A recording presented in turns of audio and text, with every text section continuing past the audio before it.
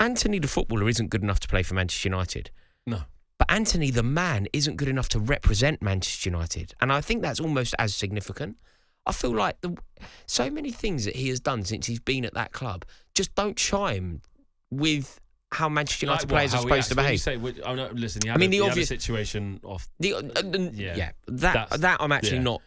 We still don't know. I still don't know yet. No, but I would say when. Do you remember the penalty shootout? The penalty shootout against Coventry. Against Coventry, when the Coventry players, I think if Eric Cantona and David Beckham were in that team, they would have gone and shaken hands with the Coventry players and acknowledged the luck that Manchester United had, but also the excellent display from the Coventry City players who had no right to compete with Manchester United that day. And his response to that was, I think it was Hadji, I can't remember the player, was doing it first. Like they did it to us in the penalty. Yeah, but you're a Man United player, you rise above it. 100%. You're a man. It was classless. Yeah. No, my little kid sticks her tongue out at me, but I don't do it back because I think you probably do. No, I do. Yeah, no, but you know what I mean. There's a difference when you're representing Manchester United. When you're wearing that crest, you're following the traditions of the Holy Trinity. You have a statue outside the Stretford end. Like you behave in a different way. Yeah. And I just don't think that his conduct on the pitch is Manchester United at all. So for that reason, I think he should go. What about in terms of his playing ability? Listen, it's been an absolute nightmare. He should first of all, he should never have cost £82 million. Not even if he cost 42 million, we'd still be saying he's rubbish. Yeah. But I'm just saying, first off the bat, of course, we all know that should never have happened. That is something the old regime. And Ten Hag needs to take some responsibility for that. Not some, nearly all. I defend Ten Hag, but that is the one that makes it very difficult. You kind of like, shocking.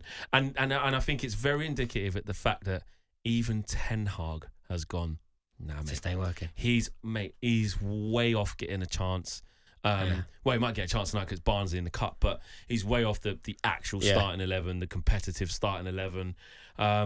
It's gone from bad to worse for Antony. It really, really has. There's one thing, having expectation that isn't your fault because the price is really high because of the time that they bought you during the window. So Ajax went, double it, mate. I tell you what, you're coming in late, so you better pay fine. That's not his fault. Yeah. But like you said there, Rory, even if he was 42 million, we're going, how on earth is this guy 42 million? Because he actually hasn't done anything for the club, has he? Like, I don't want to talk in extremes. He scored on his debut against Arsenal, so you're thinking, well, that's good. Yeah. There's something here now.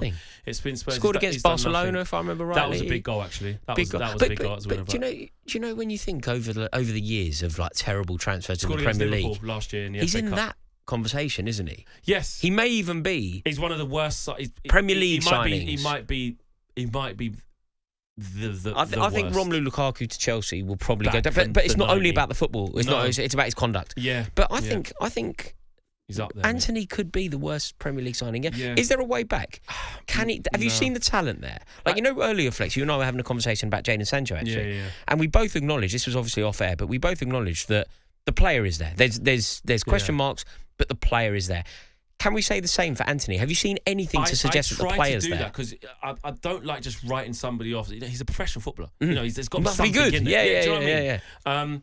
But when I look at like his output, his decision making, his execution of what he does, he's one-dimensional, one-footed, predictable. I look at that and go, he's just not good. Like, yes, he's quick, and if I'm going to give him a little bit of shine, the one thing he can do is get the ball and carry it really well because he's fast and, get your team up the pitch and win a free kick. But when it comes to decisive moments in and around the final third, putting in a good delivery, left or right foot, getting a shot off. He's got the most predictable shot. Yes, he's got the Arjen Robben shot where they're going to cut in and shoot, but you're not in that realm. Saka does that now where he's going to go and they can't really stop it. So he's stoppable. He's not unstoppable. So even though you know what he's going to do, he's stoppable. And I just don't think there is a way back. I think Ineos are looking at it like, it's a very, very difficult decision. No, easy decision, but a difficult financial thing to get him off the books is really tough because who's going to take him on? He's got a massive contract, big wages. So he's just sit there saying, I'm going to fight. You can fight all you want, but you're not going to play. So he has to leave. He's got to leave Man United. That was part of the old decision making. And if Eric Ten Hag has even given up on him, there's no way back, mate. Where does he go? The problem is you're not going to get anything on that money. That's what I mean. Yeah, you're not going to get anything like we've had to do with all the bad decisions. If Jadon Sancho's a good signing for you, you're going to get for 25 million, mate. That's a snip. But Man United have to do that. We bought him for 77.